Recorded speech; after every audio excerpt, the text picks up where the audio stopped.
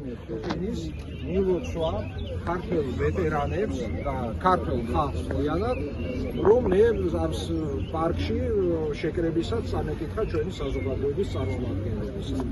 და ჯერ წავიკითხავ რუსულ ორიგინალს და შემდეგ ქართულად. Ветеранам Великой Отечественной войны, гражданам Грузии, дорогие ветераны, уважаемые граждане Грузии, сердечно поздравляю вас с нашим общим праздником, 80-й годовщиной Великой Победы. Эта юбилейная дата имеет особое значение для народов России и Грузии. В наших странах никогда не забудут о великих подвигах и тяжелейших испытаниях, выпавших на долю поколения победителей, наших отцов и дедов, которые плечом к плечу храбро сражались с захватчиками на фронте и, не покладая рук, трудились в тылу, приближая победу над нацизмом.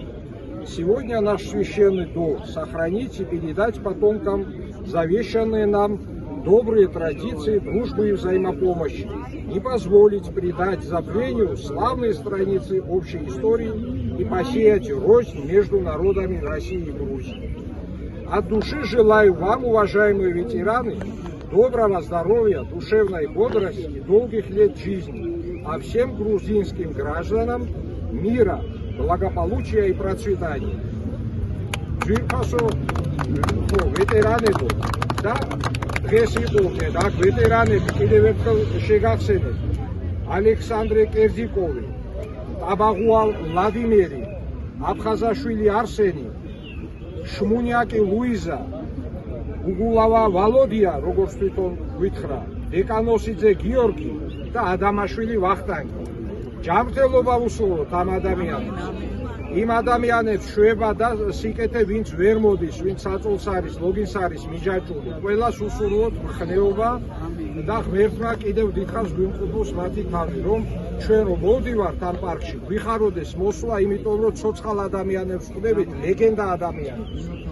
და ეს არის კარგია, რომ აქცევს ყურადღებას სახელმწიფოს ლიდერი და ჩვენი სახელმწიფოც ასე თუ ისე, მაგრამ მე რა მინდა ვთქვა, იცით, რომ კარგია, როდესაც ვეტერანებს ფულად დახმარებას თუ პრემიას მისცემენ. მით უმეტეს ახლა ადვილი ეს, ბევრი აღარ არის დარჩენილი და გაიზარდა ის თანხა.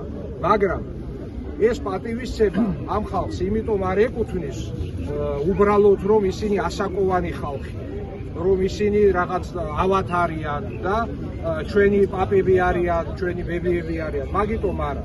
არამედ იმიტომ, რომ ისინი სწორედ აი ამ დიდი ომის მონაწილეები არიან, დიდი სამამულო ომის, რომელიც არის მეორე მსოფლიო ომის შემადგენელი ნაწილი, მთავარი ნაწილი ამ ომისა.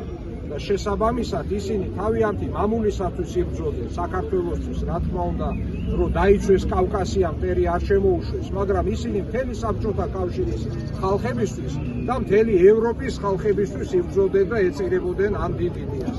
ეს ყოველთვის უნდა გვახსოვდეს, მათ ორმაგი და ათმაგი პატივისცემა ამიტომ ეკუთვნის. კიდევ ერთხელ ვიძახი. დიდი მადლობა.